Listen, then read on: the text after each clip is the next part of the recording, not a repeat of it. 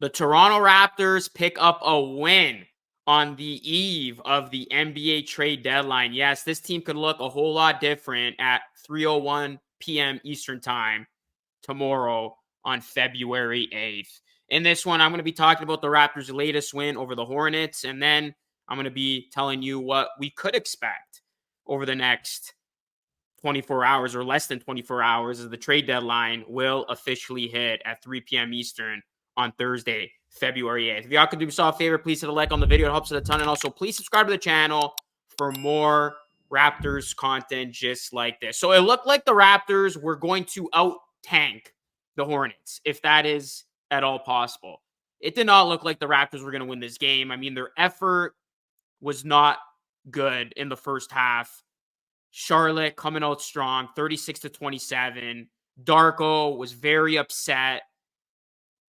There weren't many people watching this game. So in one of the timeouts, I mean, Darko just laid it into his team, and you could actually hear some of the things that he was saying because the Raptors, I mean, they looked like they wanted nothing to do in this game. Miles Bridges ended up scoring 45 points. Brandon Miller had 20. Martin had 19. Obviously, the Hornets coming into this one, they had lost 9 in a row. They've now lost 10 in a row, but they're not a good team at all. I mean, the Raptors are bad, but I didn't think they were the Hornets bad. But with the way the Raptors were playing this game through the first 3 quarters, it looked like they were trying their best to lose this game. I mean, it really did look like the Raptors were just second fiddle to the Hornets, and the Hornets were superior to them. You know, the Hornets were just having their way with the Raptors, and, you know, especially in that first half, Bridges was getting whatever he wanted. The Raptors could not contain him, and going into halftime, it did look like the Raptors were on their way to suffering one of their worst losses of the season, and I feel like I've been saying that a ton over the last little bit here. But then the Raptors, through 3 quarters, going into that fourth, they absolutely turned it on in the fourth. And they're like, nah, we're not losing this game. I know we're not supposed to be good, but we're not about to lose to the Hornets. And I know this one hurts if you're on Team Tank like myself, but at the same time, not the best of looks in the world if you were to lose this game against the Hornets. Because when you look at the Raptors, yes, they're ways away from being good again, but I would not put them in the same tier as the Hornets in terms of being on their level of being bad. So the Raptors in that fourth quarter, as we thought we would have seen from the opening quarter, they turned it up a notch. And it was thanks in large part to RJ Barrett. Like, RJ Barrett won this game for the Raptors, guys. He had a couple of big threes in that fourth quarter alone. 9 of 15, 4 of 6 from 3, 23 points, 5 assists, 6 rebounds. As a whole, the Raptors look so much better when RJ Barrett is in the lineup, and he returned to the lineup after missing the last game. And we all know what happened in the last game. Raptors suffered their 8th worst loss in franchise history. And then in the game before that, RJ was healthy to go. And what happened? The Raptors almost pulled off the upset over, at that time, the number 1 seed in the West in the OKC Thunder. So RJ Barrett has been consistently good for this Raptors team, and it's really nice to see. I mean, I'm ready to say this. Like, I still think Scottie Barnes is the best player on this team. Obviously, Scottie Barnes can do a little bit of everything.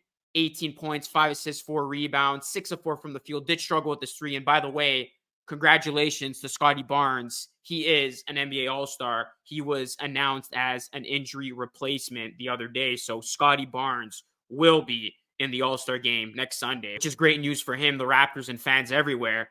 But I'm ready to say this. Scottie Barnes, I still think he's the best player on this Raptors team, but RJ Barrett is the most important player on this Raptors team. This team has looked completely different in a bad way when RJ Barrett isn't out there. But when RJ Barrett is in the lineup, I know it didn't look like it through the first 3 quarters, but we saw how much of an impact he can have on this team, especially in that fourth, coming up big in key moments and really letting his presence be felt. So RJ, definitely the player of the game in this one. Scottie Barnes had 18, like I mentioned. Gary Trent Jr., this could be his last game as a Raptor, as is the case for many other players on this team. He had 14. Jakob Poeltl, who the Raptors acquired at this time last trade deadline, had 12 and 12. And then the bench, Bruce Brown, highly likely he's going to be dealt in the next little bit here. He had 12. Schroeder 16, another guy who's come up in the rumor mill. And then Grady Dick only had 15 minutes, scored 6 points. He was perfect from the field. So I was surprised that we didn't see Grady Dick playing more minutes in this one. But hey, given what the Raptors could do over the next little bit here leading up to the trade deadline, which again is less than 24 hours away, Grady Dick, he could end up getting a whole ton of minutes after the Raptors potentially continue to shake up their roster here. So let's put a bow to this. The Raptors, they beat the Hornets, hand them their 10th straight loss. They snapped their 4-game losing streak. Raptors go 2-4 on the 6-game road trip. And now the Raptors will return home to take on the Houston Rockets on Friday. And by the way, there's going to be no Fred VanVleet in that one, which sucks. I mean, it would have been nice to see Fred VanVleet's return game at Scotiabank Arena, but that's going to have to wait until next season, as VanVleet is going to miss the next couple of games for Houston. And then the Raptors have the Cavaliers on the second of a back-to-back at home on Saturday. So Raptors, they get the win. Let's put that away. Now let's quickly talk about what to expect. Are the Raptors going to make a ton of moves over the next little bit here?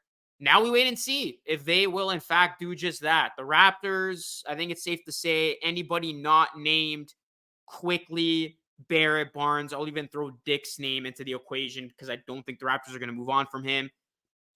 Everybody else could be on the table. And, Bruce Brown's name has come up a ton.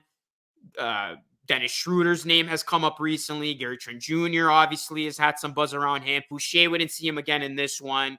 McDaniels, the list goes on and on. Really, all of these players could be moved in some way, shape, or form. If I had to say which Raptors ultimately get dealt before the deadline, I'd say it's going to be a Bruce Brown trade. I mean, things are heating up. Reportedly, the Jazz have come up with an offer that looks good to me. It's Kelly Olynyk, Abaji, and maybe some draft capital. That would be a home run of a deal for the Toronto Raptors if they could get that.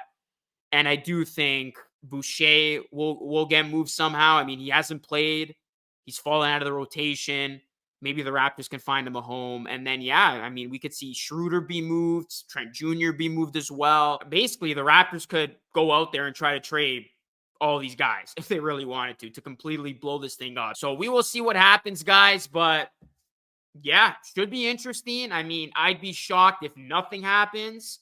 So expect something from this Raptors team to continue to tweak the roster and get a deal done. Bruce Brown Jr. likely to be on his way out. It's only a matter of time. So I will recap everything that officially happens tomorrow on the Raptors Nation podcast. You definitely don't want to miss it. You get it here on YouTube or wherever you get your favorite podcast. But trade deadline is coming down to the wire here.